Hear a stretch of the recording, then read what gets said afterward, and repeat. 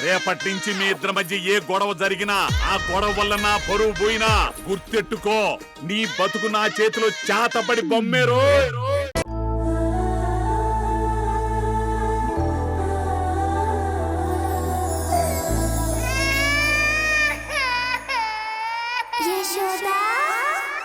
నిజానికి పాపకి ఏమవుతుందో అనే టెన్షన్ కంటే నాకు నువ్వేమైపోతావో అనే భయం ఎక్కువైంది.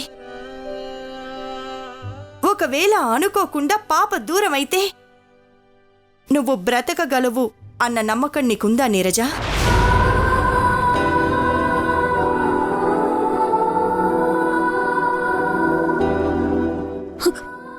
అదేంటమ్మా అలా అంటావు? నా పాప నాకెందుకు దూరం అవుతుంది?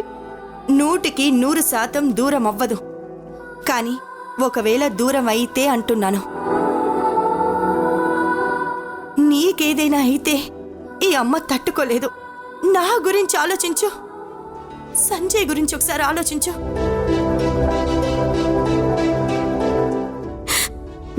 అది కాదమ్మా. నన్ను మాట్లాడనివ్వు నీరజ.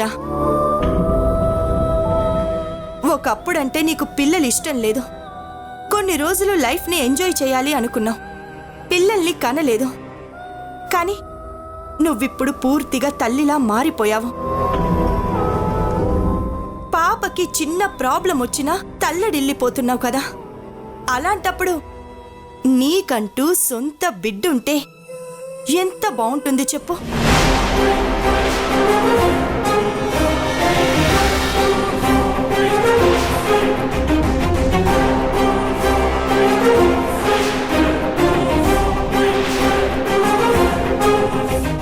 అప్పుడు ఇద్దరు పిల్లలతో ఆనందంగా ఉండొచ్చు. పిల్లలిద్దరూ ఒకరికొకరు తోడుంటారు.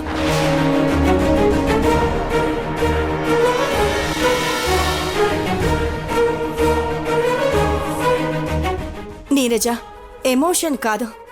నేనేమి పాపని వదిలేయమని చెప్పడం లేదు, ప్రేమించొద్దు అనడం లేదు. ఇద్దరు ఉంటారు కదా అంటున్నాను. ఏం సంజయ్, నువ్వైనా నీరజకి అర్థమయ్యేలా చెప్పొచ్చు కదా. నీరజకి ఎన్నిసార్లు చెప్పానో అడగండి అత్తయ్య. నేను చెప్పిన ప్రతిసారి నా మీద కోప్పడేది, అలిగేది. అన్నిటికీ మించి నీరజ నా ప్రాణం అత్తయ్య. తన మనసును నేను బాధపడదలుచుకోలేదు. అందుకే ఈ విషయంలో నేను మౌనంగా ఉంటున్నాను. తనకెందుకో పిల్లల్ని కనడం ఇష్టం లేదు అత్తయ్య.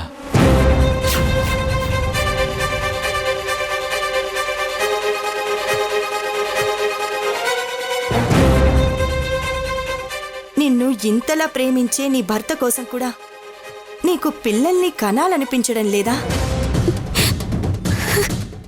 అసలు పిల్లల్ని కనడానికి నీకేంటి ప్రాబ్లం? ఏమైనా భయపడుతున్నావా? ఒకవేళ నీ అందం తగ్గిపోతుందని ఆలోచిస్తున్నావా? మరి ఇంకేంటి ప్రాబ్లం?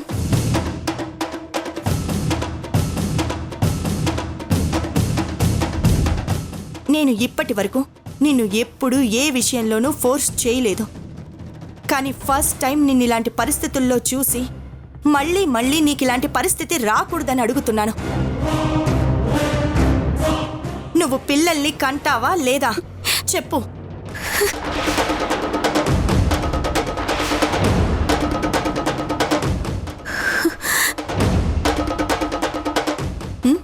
ఏంటలా చూస్తున్నావు?